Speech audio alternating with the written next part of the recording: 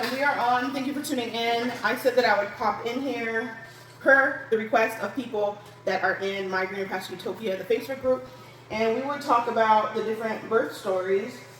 And maybe we should just go in order, right? Of who came first. Who came first? Me. Okay, so we will start off with Jabari's birth story, and that was our first birth, and that was the birth I think that we did like the most. We did a natural, and it was like a semi-home birth. It was at a birth center that's staged like your home. And we had the midwife and Miss Naomi. You guys know Miss Naomi, right? She was midwife. We'll get into that in a second. But thank you, everybody. She's the one who helped deliver all of you. And she was a midwife student at that time when you were born. And we had a doula, right, Carrie? We hired a doula. Cheryl, yeah. Oh, you remember her name. Sherry or Cheryl? Cheryl, right? But, yeah. We had a doula. And, I told you your birth story before. We labored in the water. We tried it. But what happened? Maybe you can tell that part. Be loud so they can hear you. Got up with the leg. I laid down because the water wasn't working. You weren't coming out. And then it just popped out. It popped out on the bed. On the bed, yeah. So Jabari was born on the bed, and I don't think it just popped out. Would you say it just popped out, Terry? There was some pushing involved, huh? Yeah. What was your thoughts on that? That was your first birth, too. What do you think about it? No. No, it was crazy. And then it was Archie's birth. Yeah. Then Archie was born. So let me just say, recovery for Jabari was fairly easy. Even my overall weight afterwards, I was able to bounce back fairly well. Don't make a mess, Rastafari. I was able to bounce back fairly well. And we did all the postpartum things. And I'll be sharing more of the postpartum things that I did then because I've done them with every pregnancy, the 6 baths that are traditional to us as within the Haitian culture. So everything was well with your postpartum. Daddy cut the umbilical cord and all that. So what do you think about when you hear about your story, your birth? What do you think about that experience? And I should say it like this because you've got to see.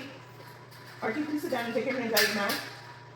You've got to see their births as well. So what do you think about hearing your birth story? I'll take that one story. Thank you. Crazy? Really? I don't think that's crazy. Okay. Happy? Okay. So, the next birth, please stop putting your hand in your mouth. The next birth was Rastafari, and we gave birth at the same place. This time, Naomi was the actual midwife for our birth. And what? Oh yeah. It's smoke coming up. It's my raspberry leaf tea. But so with Rastafari, and with Jabari, we carried him full term to the day, 40 weeks, that would be easy. 40 weeks, and we gave birth to you right on your due date. Now it was Rastafari's turn to be born. And I was born 2 days after. No, before, right? Like 3 days before? Maybe a week. Okay, maybe about a week before your due date. Because I came for a visit, because we were not living in Naples, but I was determined to have you here. I came for a visit and to see my midwife, and they're like, you should probably just stay close. And that evening, Rastafari was born, and my water broke when we were at the hotel. So I may not have been born in Naples? Yeah, but that evening when my water broke, what did Jabari do, Terry? He didn't like it. Yeah, he said I shouldn't pee on the ground. The bed right there. He was not having me having water, and I'm like, I can't control this. And he went under like a bed to hide from hold on. You? Okay, I won't talk about that. He knows. He saw you. You can move back and be like. But so Rastafari was born before his due date, and I labored. There was a time during labor I felt like I had to poop, so I went to the bathroom, sat to try to poop, did not poop, and on my way back, it came out. Who's it? You supposed to say I came out. Hold on. So you came out, right? Yeah. So this is really how I was. I could try to. Oh, the camera's like right on. Okay, I'll move it. So I get like to the bed and I'm like, oh, can't even make it on to lay down. So I go like this, and you're like, come out like that. Just me standing up. So it just popped out. Yeah, well, there was like pressure and pushing, but you kind of did that. Not like pushing like that. So Just it like never pressure. just popped out. No, babies don't just pop out. I mean, there's work that goes into it. Your body starts to push out. Now, as far as Miss Safari Rose, she was Born in the water. yeah, you just jumped right into it. Wait a minute, yes. That's about this baby, but we have to talk about you first, okay? So as far as Safari Rose goes, she was past her due date, and that's why when it comes to due dates, I'm a little apprehensive. I say let the body do what it has to do, and especially with Safari Rose, and I'm going to explain why in a little bit here. So with Safari Rose, she was born at my mom's house in a birth tub pool. Rastafari was up, don't kick that please. Rastafari was up the whole time during laboring, and Jabari was sleeping. But by the time Safari Rose came out, Rastafari fell asleep, and Jabari was up, so he got to watch the entire process. Rastafari's determined this time for baby number 4 to be up, right? Yep, okay. Okay, so Safari Rose, we had a good water birth, and then the placenta didn't want to come out, it got stuck. So I ended up in the hospital for 5 days, had an iron infusion. The worst 5 days of your life. You are so extra.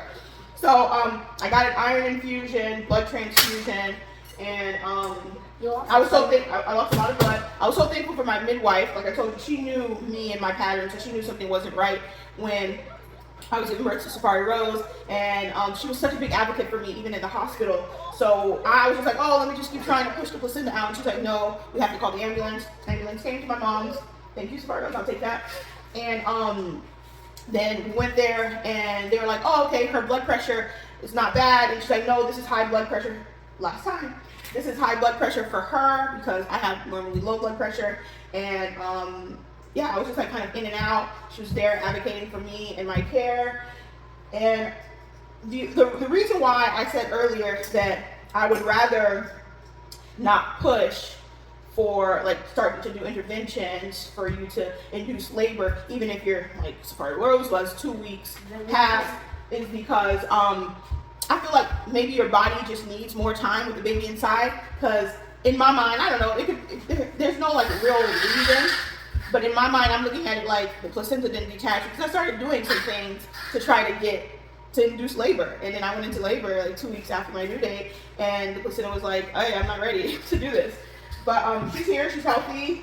We are excited about the next baby. So what do you guys think? How will this baby come out? You're not that excited. Yeah, we're gonna take care of it. Because you've been asking from the very beginning, who's gonna take care of the baby? Oh, and if you're wondering, yes, I will be eating this entire watermelon. You're not doing it all by yourself. I've done it before, and that's what I want to do, but you, hold on, wait. You guys want some, but you already ate yours. And I'm trying to eat this. Oh, and Safari Rose. I had to do it good. You can eat it from watermelon. I could. Safari Rose is really worried because she accidentally saw a birth recently, and there was blood on the baby, and she doesn't want blood to be on this baby, right? But I explained to you, there's blood all over our body. Like if you get cut right here on your leg, what happens? You blood. That's how she used to say it. I'm blood.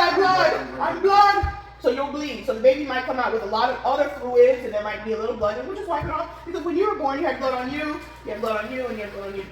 So does anybody have? No. What? Do you guys have anything that you want to add about how you feel about each other's birth? That I'm not taking care of it. Okay, I'm what gonna about take care of the baby the most. you think that was the coolest birth, just standing up? Yeah. I think that's why I'm gonna take care of the baby the most. You think the water was the coolest, like being born in the water? Yeah. Really? I'm gonna I take saw care of the she baby came the out I know you.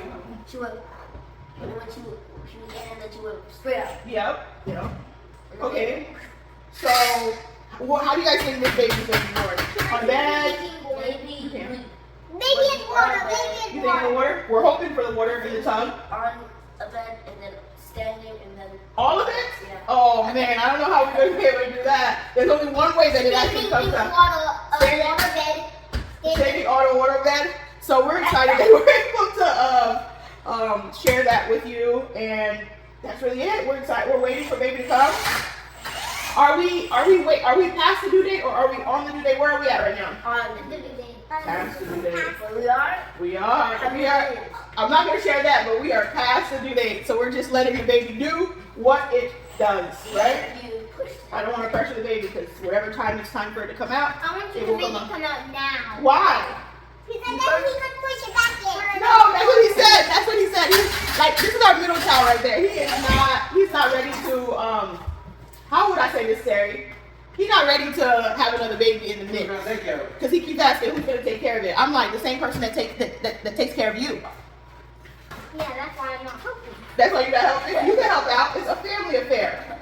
Anywho, thank you for watching. If you have any questions, can you help yourself out with a lot of things? No, you still need help. So no, the baby can't help himself out.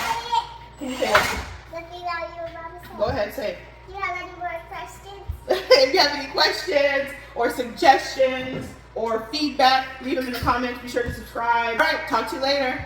Bye. See you in the next one.